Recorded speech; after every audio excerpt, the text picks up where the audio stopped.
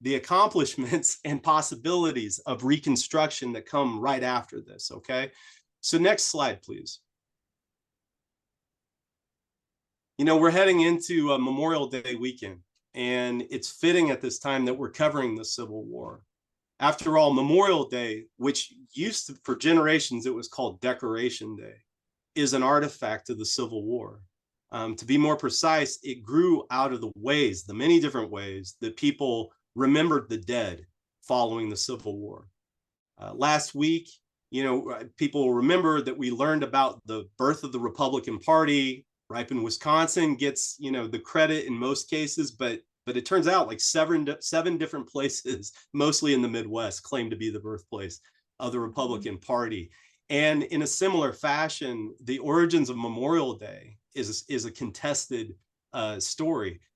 Both Union and Confederate veterans, along with other organizations, I'm thinking, for example, of the Daughters of the Confederacy, these are communities in the North and the South, developed their customs of remembering the dead after the war, and there were a lot of dead.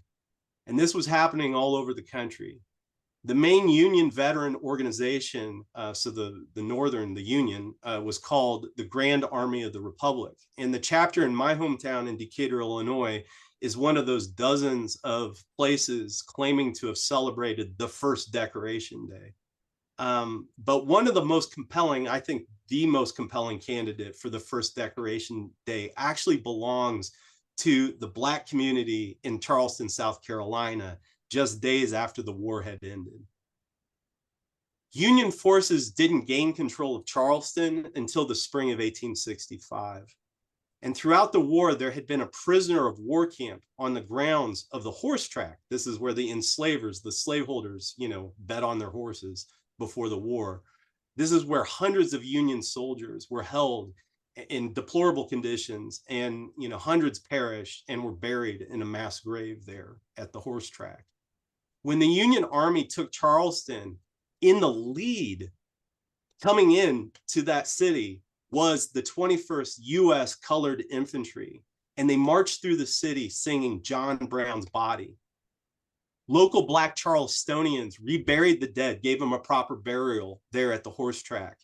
And on the 1st of May 1st, I love that, May 1st, 1865, a procession of 10,000 people, by and large, the newly emancipated Black workers of Charleston, processed to the grounds to consecrate the dead. Historian David Blight writes about that day as follows. At 9 a.m. on May 1st, the procession stepped off, led by 3,000 Black school children, carrying armloads of roses and singing John Brown's Body. The children were followed by several hundred Black women with baskets of flowers, wreaths, and crosses. Then came Black men marching in cadence, followed by contingents of Union infantry and other Black and white citizens. As many as possible gathering in the cemetery enclosure, a children's choir sang "We'll Rally Around the Flag," the Star-Spangled Banner, and several spirituals before several Black ministers read from scriptures. No record survives of which biblical passages rung out in the warm spring air, but the spirit of Leviticus 25 was surely present at those burial rites. And you can go to the next slide. In Leviticus, it says, "For it is the Jubilee, it shall be holy unto you.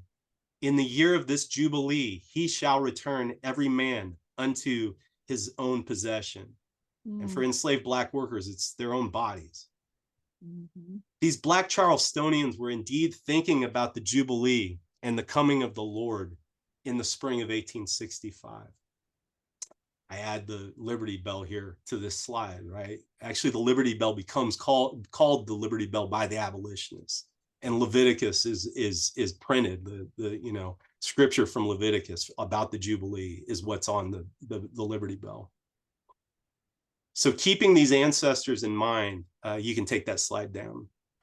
Our task tonight is to focus on the vital significance of this revolutionary social force, the enslaved Black worker, in relation to the Civil War.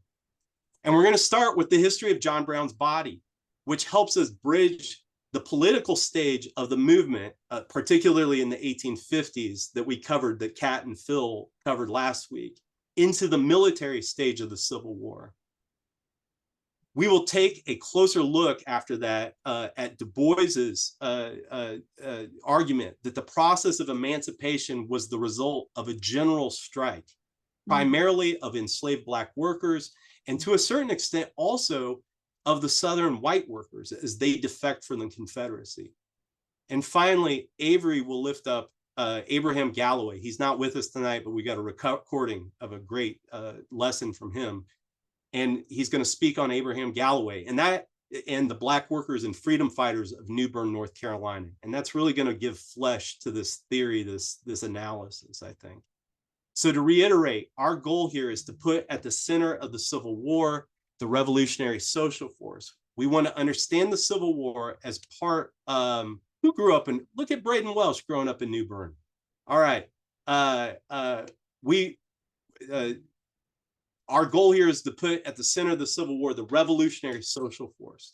We want to understand the Civil War as part of a longer process, before and after. So don't forget the stuff that you've been looking at all throughout this class, and know that Reconstruction is coming. This is what happens to the Civil War all the time. It's just like something out of time, right? It's mythologized, but we have to put it in context of the movement. And I hope our collective study has convinced us that this is our history, that we have to learn from it, and it is our own revolutionary inheritance as thinkers and fighters today here in the United States of America. So let's get started with the history and the evolution of the song John Brown's Body. And is there anything I need to be knowing from the team as we pivot? No, we're just gassing you up. You're doing great. All right, cool. All right. So actually, go back to the go back to the John Brown, please. Let me take a sip of something here. Perfect. You know, this mural, it can be found at the state capitol in Topeka, Kansas. And whenever I look at it, I think of the words Frederick Douglass uses in that Dred Scott speech that we read at the beginning of this class. Douglass said, quote, "If these shall fail, judgment more fierce or terrible may come. The lightning, whirlwind, and earthquake may come." And you look past this human conflict, right? Past John Brown with his arms outstretched, with a Bible in one hand and a rifle in another, right? And you look out onto that horizon of the Kansas prairie, and you see that tornado, the whirlwind coming on one side, and the prairie fire on the other, which lightning oftentimes sparks. I think about the one enigmatic and short sentence in Lincoln's second inaugural that he gives at the close of the war in 1865. You know, he says, "And the war came." Bleeding Kansas from 1854 to 1860 is a prelude to this great war, and we can see it already starting to transpire. Last week, we looked at the political stage of the abolitionist movement, which took us up to the eve of the Civil War. And you're going to recall that the Republican Party emerges in the 1850s, and it comes into existence in a large part because as a response to the Kansas-Nebraska bill and the crisis of Bleeding Kansas. It's been argued, I think pretty convincingly, that the basic organization of the Republican Party was built in a large part out of relief committees sending guns and materials to the free soilers in Kansas, right? The anti-slavery forces. One point I'd like to make is how we think about the stages of movements and how they, movements, stages of the movements, how we've been talking about it, are all defined by their leading tactics, right? At any given time, right? The moral suasion, the political stage, and then, warfare here. And the tactics grow out of the preceding stage. And maybe that's teleological, maybe bourgeois historians will get on my case here, but it grows. You already see here. So while we're talking about abolitionists and other anti-slavery forces engaging